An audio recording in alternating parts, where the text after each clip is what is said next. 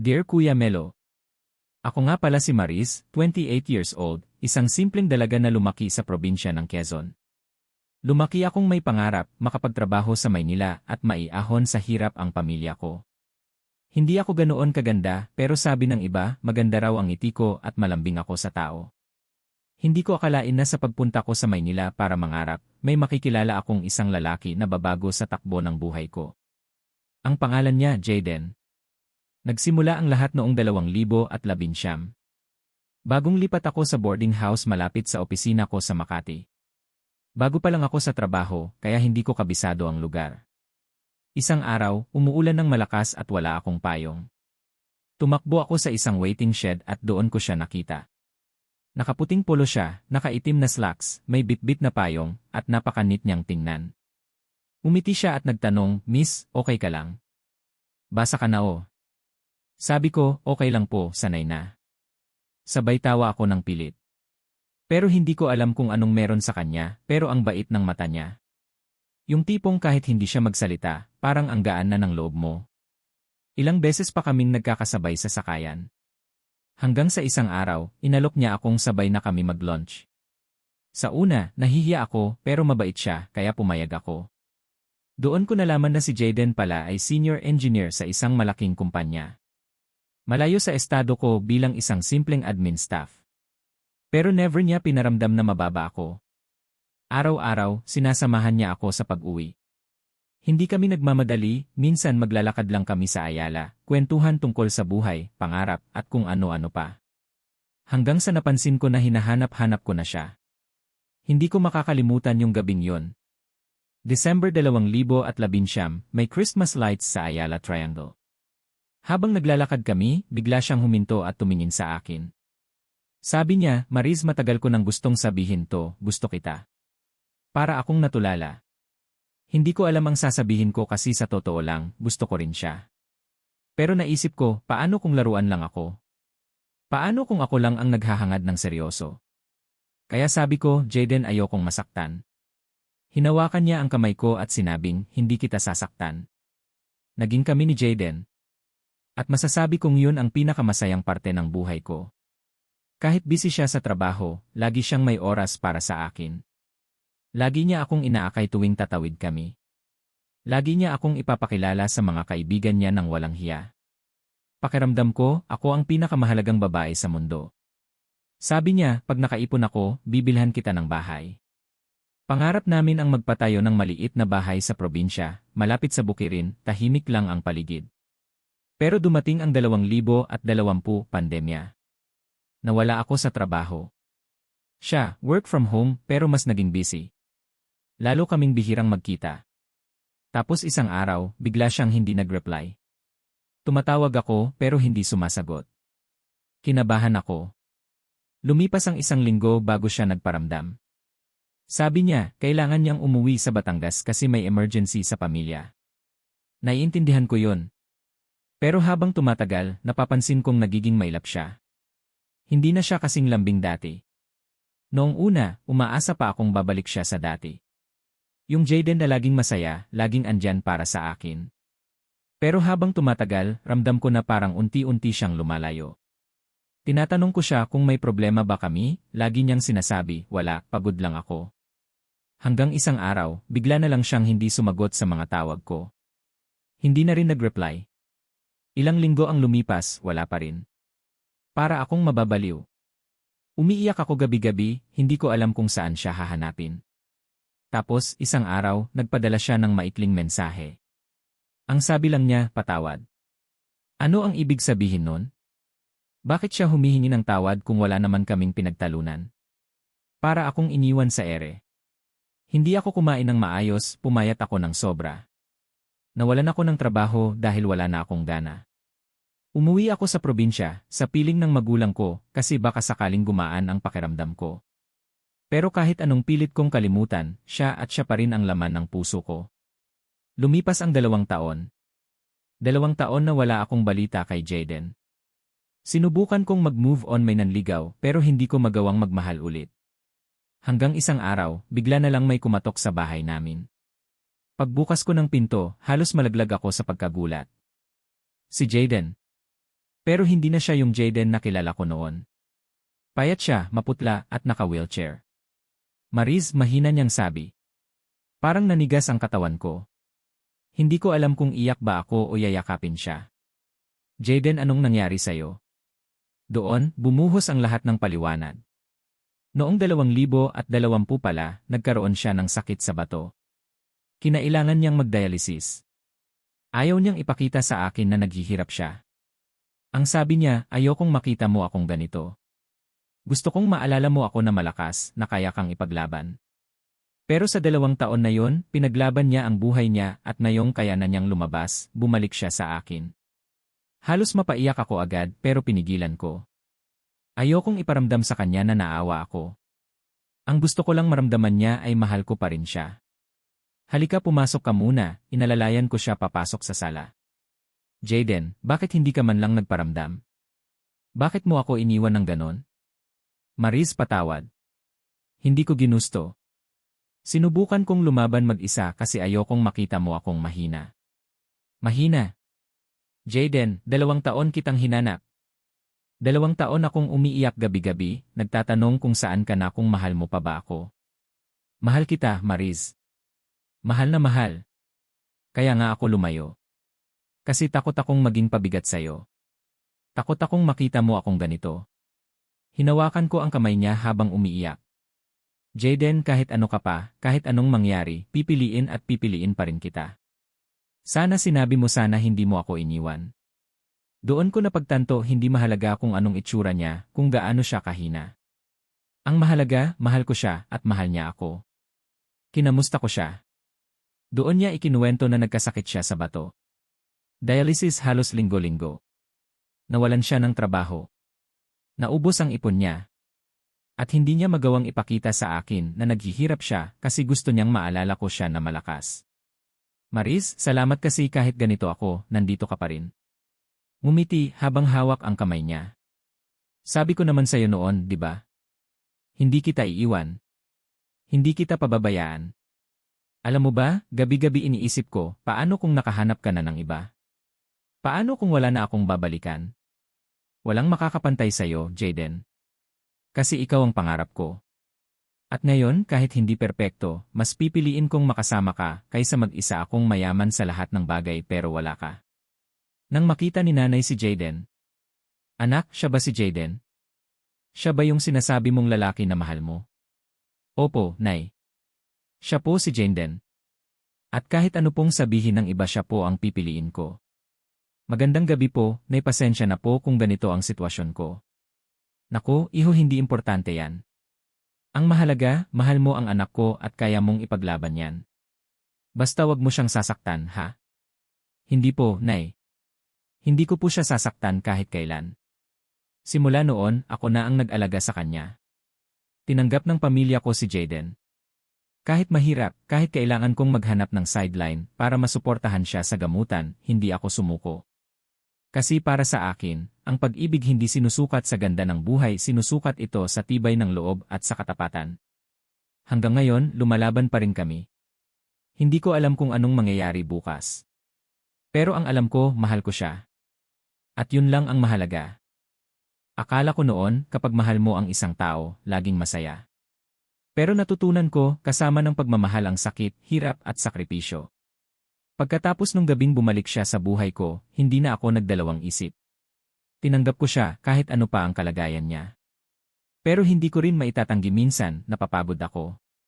Hindi sa pagmamahal, kundi sa laban na araw-araw naming hinaharap. Naalala ko pa yung sabi niya noon.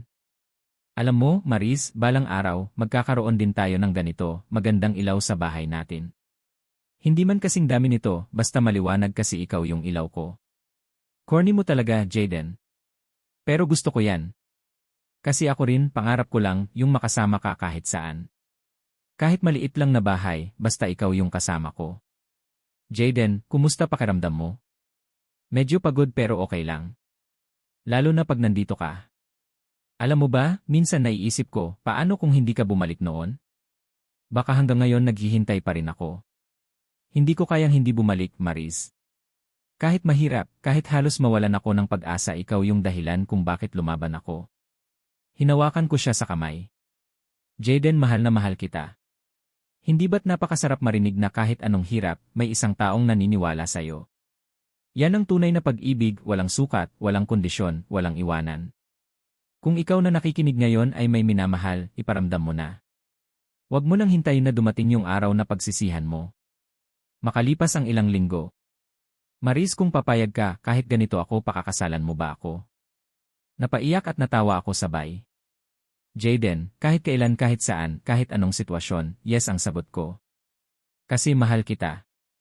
Hindi ko man kayang ibigay ang marangyang kasal, pero pangako, lahat ng lakas ko ibibigay ko para sa'yo. Hindi ko kailangan ng marangyang kasal, Jaden.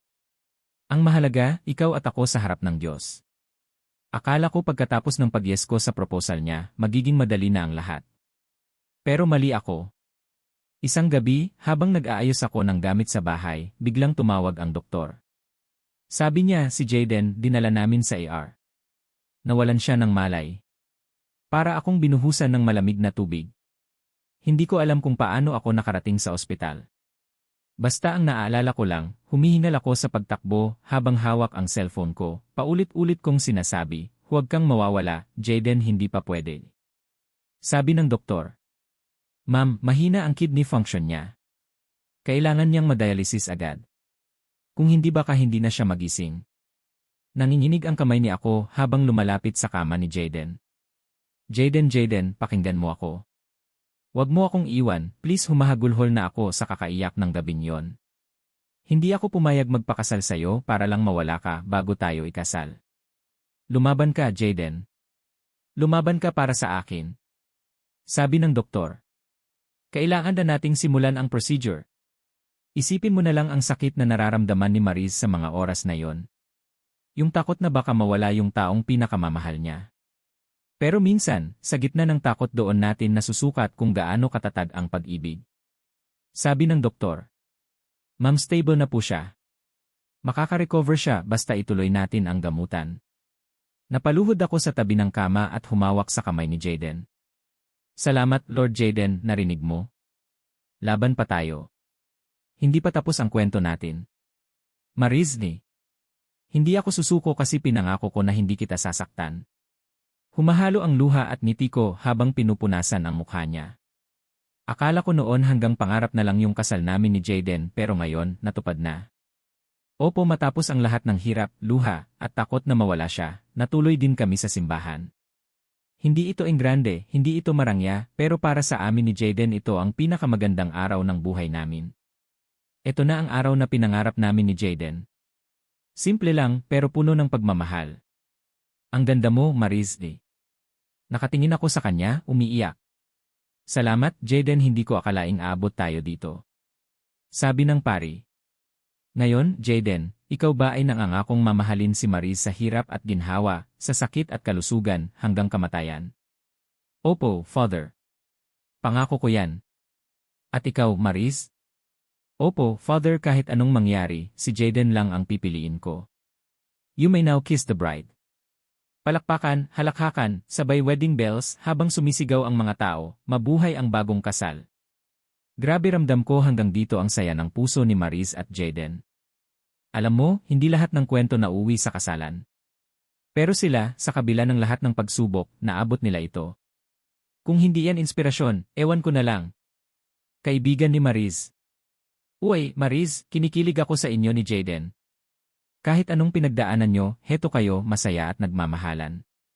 Totoo, besh, minsan iniisip ko, paano kung hindi siya bumalik? Paano kung sumuko na siya noon? Hindi ako susuko, Maris. Hindi ko kayang isuko ang babaeng mahal ko. Sumisigaw ang mga tao ng si Kiss. Kiss! Kiss! Tumatawa ako at si Jaden bago maghalikan ng mahaba, sabay hiyawan ng mga bisita. Pero sa bawat kasiyahan, minsan may nakatagong lungkot. Kasi kahit masaya kami ngayon, may katotohanang hindi namin kayang takasan. Pagkatapos ng munting kasal namin, simple lang sa simbahan, puno ng luha at ngiti, hindi natapos doon ang kwento namin. Doon lang nagsimula ang mas mahaba at mas totoo naming laban. Ang kasal namin ay maliit pero masaya. Ang nanay ko ang nag-ayos ng bulaklak, ang mga kapitbahay ang nagluto ng handa. Wala kaming grand reception o mamahaling dekorasyon, mayroong pag-ibig, panalangin at tawa. Si Jaden, kahit pagod at medyo mahina, nakangiti ng buong puso habang hinihintay ako sa altar. Nang magsalita kami ng yes, napuno ng palakpak at iyak ang maliit na simbahan. Sabi ni nanay, "Anak, ingatan mo ha.